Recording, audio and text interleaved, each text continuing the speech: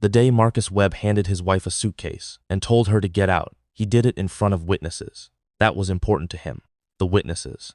He had invited his business partner, his assistant, and his brother to be in the house that morning, their house.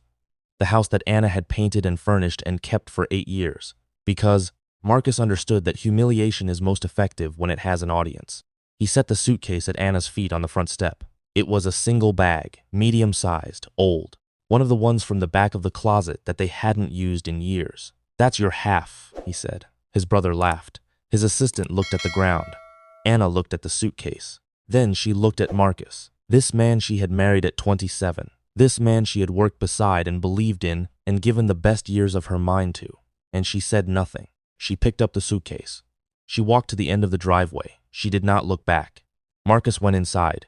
He had a meeting in an hour and a company to run and a new life to get on with. He was not concerned about Anna. Anna was soft. Anna was behind him. Anna had nothing. He was wrong about the last part. He was wrong because he had forgotten what was in the suitcase. He had forgotten it so completely that he hadn't even thought to check. And what was in that suitcase was going to take everything from him. Not out of spite, not out of revenge, but out of the simple, unstoppable force of a truth that had been waiting 11 years to surface. If this story is already doing something to you, like this video right now. Those likes are what keeps stories like this reaching people. Subscribe if you haven't, it's completely free. Drop a comment telling me where in the world you're watching from. Now let me tell you about Anna. Anna Webb, née Collins, was 38 years old the morning. She walked to the end of that driveway with one suitcase. She had a master's degree in computational mathematics that she had finished at 24 with distinction, following it with 2 years of postgraduate research in applied cryptography before Marcus had suggested she come work with him instead. His company, Webb Technologies, a mid-sized software firm, was at a critical juncture, he said. He needed her. The research she was doing was interesting but academic. With him, she could build something real. She had believed him. She had also been in love with him, which makes believing people considerably easier than it should be. She had joined Webb Technologies at 26. Within 2 years, the company's security architecture had been completely rebuilt around a framework that Anna had designed from first principles, a proprietary encryption methodology that made their data protection software genuinely exceptional in a crowded market. Marcus had filed the patents in his name, not because he had contributed to the design. He hadn't, not technically, but because he was the CEO, because the company was his, because Anna had been his girlfriend and then his wife, and because the patents were business assets, and business assets belonged to the company and the company was his. Anna had not objected at the time. She had been 28, she had been in love. She had thought, we're building this together, so what's the difference? The difference, it turned out, was everything. Marcus Webb was 43 and had been called a visionary by 3 separate business publications in the past 18 months. He was charming in the way that makes profile writers lean into their keyboards. Quotable, confident, possessed of the specific gift of making complex things sound like he had invented simplicity. He wore his success with the comfortable ease of someone who had never spent much time interrogating how he'd arrived at it. The company had been his idea. That was true. The execution, the technology that made it exceptional, had been Anna's. Marcus had understood the market. Anna had understood the problem. He had been careful, over 8 years, to keep those 2 contributions appropriately attributed in his own telling. Our team developed the framework. We built the architecture. The innovation came out of an internal process. The we and our doing significant diplomatic work, covering Anna's specific contribution with a collective pronoun that distributed credit so broadly it effectively erased hers. He had also been having an affair for 2 years with a woman named Serena, who worked in the company's commercial division, which was the ostensible reason for the divorce. Though Marcus would tell you, it was more complicated than that if you asked him, which suggested the truth was more straightforwardly simple than he was comfortable with. The divorce had been swift. Marcus had the better lawyers. Anna, who was fundamentally not a person who engaged in combat, had accepted the terms because fighting felt like spending energy she didn't have on a battle she didn't believe she could win. He had the house. He had the company. He had the patents. He had given her one suitcase. He had not checked what was in it. Anna spent the first 3 nights after the divorce in the spare room of her friend Paula's flat. Paula was a graphic designer with a loud laugh and very strong opinions about Marcus Webb. that she had been diplomatic enough to mostly keep to herself for 8 years, and was now, somewhat understandably, releasing in measured but satisfying bursts. "Where are you going to go?" Paula asked on the second night. "I don't know," Anna said. "I need to think." She had £70,000 in a personal account, savings from before the marriage that Marcus's lawyers had, to their credit, acknowledged as entirely hers. It was not nothing. It was also not a lot for a 38-year-old starting over. She had not opened the suitcase yet. She had been avoiding it, in the way you sometimes avoid things that feel like they contain the full weight of what you've lost. It was old.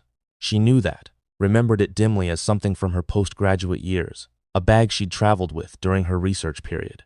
She vaguely remembered stuffing things into it when she moved to London at 24, never properly unpacking it when she moved in with Marcus, just pushing it to the back of the closet where it had sat for 11 years. On the third night, she opened it.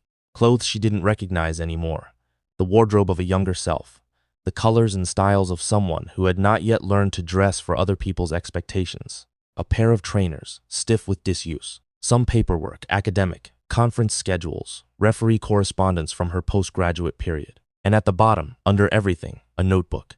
A5 size dark green cover, spiral bound. The kind of notebook that university bookshops sell in bulk and researchers fill with the specific, urgent shorthand of people who are thinking faster than they can write. She held it for a moment. She opened it. The first page had a date, 11 years ago, 6 months before she had met Marcus. It had her name in the corner, in her own handwriting, from a person who had not yet become Anna Webb. She read the first page. Then she turned to the second. And then she sat very still for a very long time, because she was looking at something she had forgotten she had, and it was changing the shape of the story she had been telling herself for 11 years. The notebook contained her original research, not the framework as it existed in the patents. The final version, cleaned up, implemented, filed under Marcus Webb's name. The original. The prior work. The mathematical derivations and structural proofs and iterative development that had preceded the framework by 12 months, that she had been working on before she met Marcus, that documented, unambiguously, that the intellectual foundation of web technology's security architecture had existed in her mind and on her pages before the company had ever thought to pursue it. She sat with the notebook in Paula's spare room for 4 hours. She was a mathematician. She understood what she was looking at. She called her friend Dr. James Howard, a former colleague from her postgraduate years, now a professor of computer science, at midnight. He answered on the 4th ring. She described what she had found. He was quiet for a moment. Then he said, "Anna, I need you to send me photos of every page. Tonight." She did. He called back at 2 in the morning. "This is prior art," he said. "This predates the patents by at least a year. This is documentation that the foundational IP was developed independently by you before the company existed." A pause. "Anna, if this holds up, and I think it holds up, those patents shouldn't have been filed in Web Technology's name. They should have been filed in yours." Anna looked at the notebook in her hands. "How do I proceed?" she said. He told her to call an intellectual property attorney first thing in the morning. She was already writing down the name he gave her. "Like this video right now. This is the moment the whole thing turns and you need to be here for it.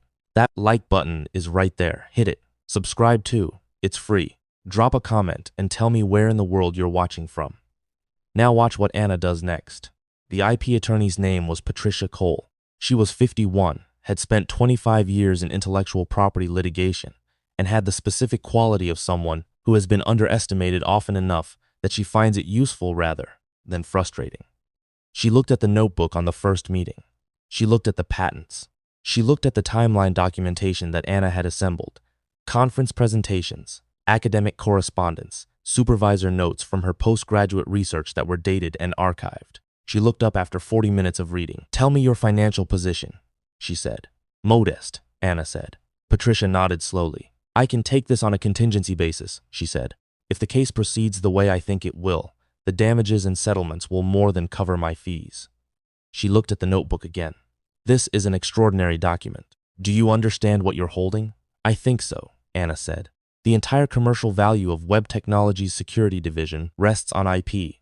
That this notebook suggests was originated by you, before the company existed, without any agreement in place that transferred your ownership of it." Patricia set the notebook down. "His patents may be legally voidable. His licensing agreements, some of which I'm seeing generate significant revenue, may be subject to challenge. She paused. This is not a small case, Anna. No, Anna said. Are you sure you want to proceed? Anna thought about the front step. The suitcase. Marcus's brother laughing. Yes, she said. The case took 18 months. It was not swift or clean. Marcus's legal team was excellent and well-funded, and they made every argument available to them. That the notebook's dating was unverifiable. That the similarity between the research and the patents was generic rather than specific. That employment and cohabitation arrangements implied IP transfer, even without explicit agreement. Patricia dismantled each argument with the methodical patience of someone who had prepared this case from 17 different angles. The academic community helped. Dr. Howard testified. 2 other former colleagues testified. Anna's postgraduate supervisor, a professor emeritus who had supervised her research and remembered it vividly, testified. The conference presentations were dated and archived by 3 separate academic institutions. The notebook's dating was verified by 2 independent forensic document analysts. Marcus Webb sat in the courtroom for 4 days of testimony and watched his company's foundational IP being traced, source by source, to a green spiral-bound notebook that had been in the back of a closet for 11 years. The settlement was reached before the verdict. Marcus's legal team had seen which way the testimony was flowing. The terms were not public. What was public was the announcement, 3 weeks later, that Anna Collins, she had returned to her maiden name during the proceedings, had acquired a majority stake in Web Technologies Security Division through an IP licensing and equity arrangement, and had been appointed as chair of the new independent entity that would commercialize the technology under her name. Marcus retained his minority stake. He was no longer chairman. He gave a statement through his publicist expressing that the settlement was a business decision and that he wished the new venture well. No one was fooled. Anna Collins spent the next 3 years building, not out of anger. That was the thing people expected and didn't quite find in her. She was not a woman conducting revenge. She was a woman who had finally, 11 years late, been given back the thing that had always been hers and who was going to use it properly this time. The security framework was good. She had always known it was good. What she did now was make it exceptional. She updated the architecture, filed new patents in her own name, brought in engineers who understood what they were working with and why it mattered. She also hired carefully, in the way of someone who has learned the cost of not doing so. Dr. Howard joined the board. Patricia Cole joined as a legal advisor. Paula, whose instincts about people had always been better than Anna's, became the company's head of communications, which suited her loud laugh and very strong opinions admirably. The company, Collins Secure Systems, was valued at $3 billion after the second funding round. After the third, the number the analysts put on it began with a T for trillion in the adjacent discussions, though they were careful with the word because care is warranted at that scale. Marcus Webb read about it in a business publication. He read the profile of Anna Collins, which mentioned her work, her methodology, her philosophy of building, which she described, in the publication's words, as building things that are genuinely yours from the ground up, with people who are honestly with you. The publication did not mention the divorce. It did not mention the suitcase. It did not mention a green spiral-bound notebook or a spare room in a friend's flat at midnight, or a 4-hour sit-still on the floor of that room. It didn't need to. The story told itself in the shape of what she had built. Anna kept the notebook, not in a frame, not displayed anywhere. In the top drawer of her desk at the company's headquarters, in the same condition it had been found in.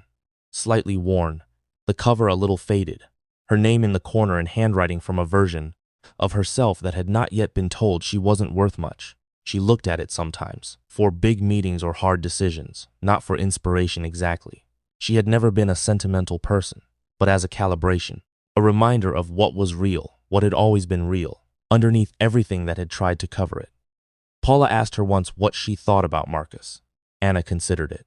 I think he made a mistake, she said. Not the affair, not the divorce, the suitcase.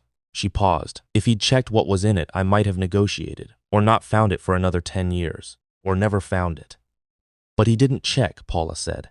He assumed there was nothing in it worth keeping, Anna said. That was the only mistake that mattered.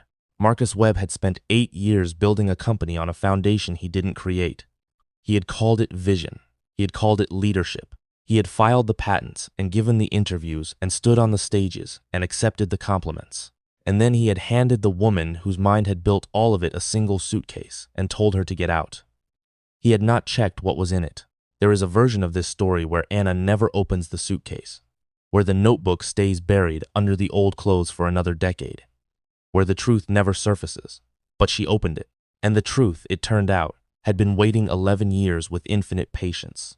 Here's the question I want you to sit with. Do you think Marcus knew, on some level, what he had taken from her? Or do you think he genuinely believed the work was his? And does that distinction change how you feel about what happened to him? Drop your answer in the comments. I want to know. And tell me where in the world you're watching from. Like this video. If Anna's story did something for you today, that like is how this reaches the people who need to hear it. It costs you nothing and it matters. Share it with someone. Subscribe if you haven't already. You clearly belong here. See you in the next one.